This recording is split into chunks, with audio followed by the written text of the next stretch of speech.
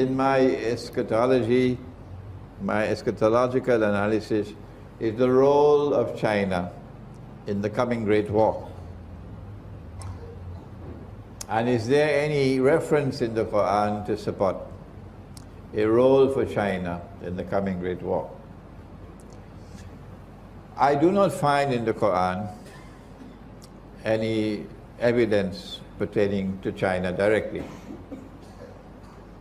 But the important thing for us to recognize is that in the Quran we have Qarnayn. Qarnayn in Surah Al-Kahf can mean two horns. And you don't have to send me any email to convince me it's two horns. If that's your choice, that's your choice. When I look at the word qarn in the Quran, I find that Allah always uses the word qarn to mean an age or an epoch, a generation. And so Qarnayn will be two ages or two epochs or two times. One in the past, when Gog and Magog were confined behind the barrier, and the other in the future, when of course Gog and Magog will be released. Zulkarnain used power to punish the oppressor, to confine him, to use the language of chess, to checkmate the oppressor. Cannot be destroyed, but it can be checkmated. And in the second age, in the Qarnayn, which is to come, Qarnayn, the second age, will witness the same thing again. That the people in the region of the Black Sea, is the Black Sea in the Quran? Is the Black Sea in the Quran? Is the Black Sea in the Quran? Come on, somebody. Yes, it is. The Black Sea is in the Quran. In which surah? In Surah Al-Kahf. Aynun Hamiyah. Zulkarnain reached to one end of the land, Aynun Hamiyah, meaning a body of water which is dark and murky, and it's the Black Sea.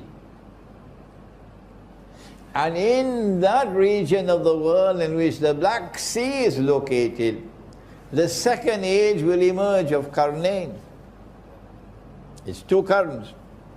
That power will emerge in that region of the world, and that power will be built by Allah. Allah will make it powerful. And that power will rest on foundations of faith, not godlessness.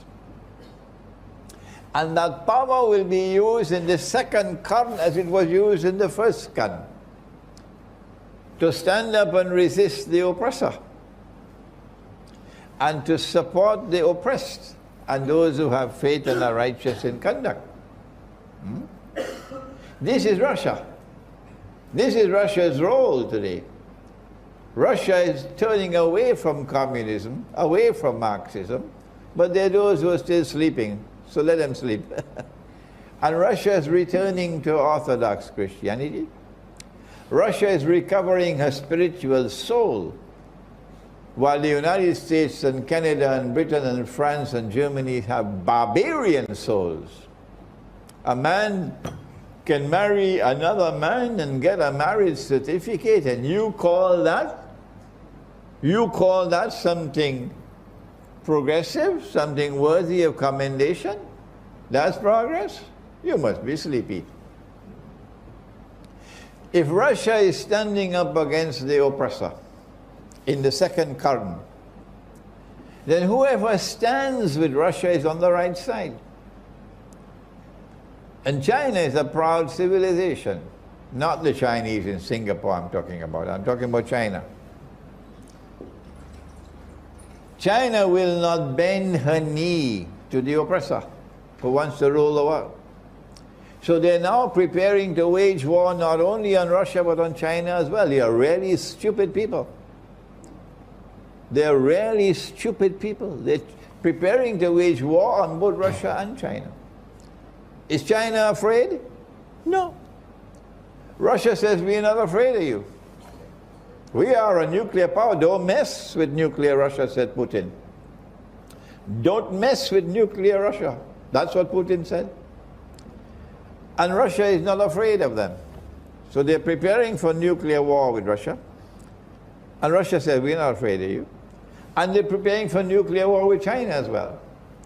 And China says, we're not afraid of you. Now then, this is a war between the world's greatest oppressor that history has ever known and those who are standing and resisting his oppression. On which side should you be?